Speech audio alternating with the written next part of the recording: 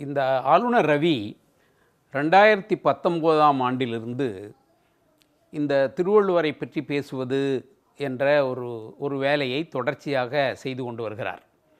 இதற்கு ஒரு மிக முக்கியமான காரணம் என்னவென்று சொன்னால், திருக்குறள், திருவள்ளுவர் என்பது தமிழர்களின் ஒரு மிகப்பெரிய உயர்ந்தபட்ச மரியாதைக்குரிய ஒரு நூல்.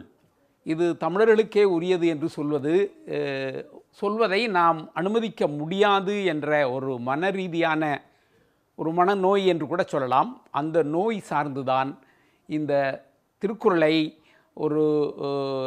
ஒரு காவி மரபுக்கும், ஒரு ரிஷியாக திருவள்ளுவரை சொல்லுகிற மரபுக்கும், அது சார்ந்து வரக்கூடிய இன்றைக்கு இப்போ மிக 1000 ஆண்டுகளுக்குள் உருவான ஒரு சமய மரபு, இந்துத்துவ மரபு என்று சொல்லக்கூடிய ஒரு சமய வெறிக்குள் திருவள்ளுவரை அடைக்க பார்க்கிற ஒரு மனநிலைமை அவருக்கு இருக்கிறது என்றே கருதுகிறேன். தை மாதம் ஜனவரி 15 ஒரு திருவள்ளுவர் நாள் என்று நம்முடைய அரசும் தமிழர்களும் கொண்டாடக்கூடிய அந்த ஒரு கொண்டாட்டத்தை ஒரு வைதீக மரபாக மாற்ற வேண்டும்.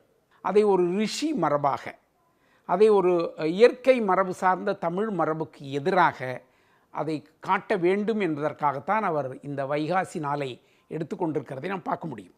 ஒரு சமஸ்கிருத ஆரிய மரபில் வந்த எல்லா கோயில்களிலும் இந்த வைகாசி இந்த நாளில் அவர்கள் விழா கொண்டாடுவதும் அது சார்ந்து நடக்கிற அந்த வைதீக மரபைக்குள் திருவள்ளுவரை ஒரு அவைதீக மரபாக இருப்பவரை கொண்டு சேர்க்கிற ஒரு அடிப்படையற்ற ஒரு தந்திரம், அதிகார வெறி.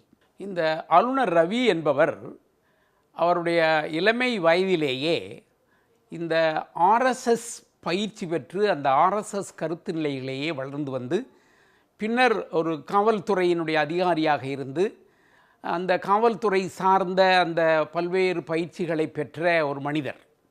எனவே ஒரு ஆர்எஸ்எஸ் கவர்னர் பாஜகவுக்கு ஏற்படுகிற ஒவ்வொரு கட்டத்திலும் இப்படி தொடர்பு இல்லாத கூச்சல்தனமான தர்க்கமற்ற கருத்துக்களை சொல்வதன் மூலம் அதாவது இது மீடியா அட்டென்ஷன் என்று சொல்வார்கள், ஊடகத்தில் தன்னுடைய இருப்பை தான் இப்படி வந்திருக்கிறேன், பேசுகிறேன் என்று சொல்லுகிற ஒரு தன்மையை வெளிப்படுத்துவதற்கான ஒரு அடிப்படையான மனநோய் என்றே நான் அதை சொல்வேன். ஆளுநர் ரவி அவரை நான் எப்படி பார்க்குறேன்னு சொன்னால், ஒரு வரலாற்று பூர்வமோ அல்லது ஒரு தமிழ் மொழி பண்பாடு வேறு, ஆரிய சமஸ்கிருத பண்பாடு வேறு, இதில் நடக்கக்கூடிய இந்த விஷயங்களை வெவ்வேறாக புரிந்து கொள்ள வேண்டும். அப்படி புரிந்துதான் ஒரு வரலாற்று மனநிலைமையோடு இவற்றையெல்லாம் பேச வேண்டும் என்கிற மாதிரியான ஒரு மனநிலை இல்லாதவர் என்று சொல்லலாம். அல்லது அப்படியான அந்த வரலாறு கூட அவருக்கு தெரிந்திருக்குமா என்பது எனக்கு தெரியவில்லை. அவருக்கு ஒரு கண்ணை கட்டி இந்திய வரலாறு பற்றி சொல்லிக் கொடுக்கப்பட்டிருக்கிற ஒரு இந்துத்துவ மதம் சார்ந்த வரலாறு மட்டும்தான் அவருக்கு தெரிகிறது. ஆகையினால் எல்லாவற்றையும் அந்த கண்ணாடி போட்டுக்கொண்டே பார்க்கிறார். அப்படி பார்ப்பதை நம்முடைய தமிழ் சமூகம் என்ன செய்வது?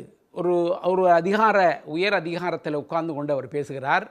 அப்படி பேசுகிற பொழுது எந்த அடிப்படை உண்மையும் தர்க்கமும் இல்லை என்பது எல்லோரும் தெரிகிறது. அவர் பேசுவதை கேட்டால் ஒரு வகையான சிரிப்பு தான் வருகிறது.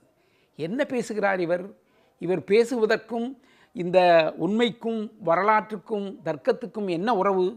இப்படியெல்லாம் எந்த அடிப்படையும் இல்லாது வரலாற்றை பொய்யாக திரித்து இவர்கள் விரும்புகிறது மாதிரி பேசக்கூடிய ஒரு அதிகாரத்தை இவருக்கு யார் கொடுத்தது? இதுக்கு எதிராக நாம் என்ன செய்ய வேண்டும் என்ற பொழுது தமிழறிஞர்களெல்லாம் ஒரு நீண்ட பெரிய அறிக்கையை உருவாக்கி அதை சமூக ஊடகங்களில் வெளிப்படுத்தியிருக்கிறார்கள். நேரடியான களம் சார்ந்த போராட்டங்கள் அவருக்கு எதிராக நடத்துகிறார்களா என்று சொன்னால் அது இல்லை. என்னை பொறுத்தவரை அப்படியான ஒரு போராட்டத்தையும் அவருக்கு எதிராக நடத்த வேண்டிய தேவை தமிழ் சமூகத்துக்கு இருப்பதாகவே கருதுகிறேன். இவர் பேசுகிற இந்த பேச்சு இன்னும் இதே மாதிரி தொடர்ந்தால் நிச்சயமாக அப்படி ஒரு நிலைமை உருவாகும் என்றும் நம்புகிறேன்.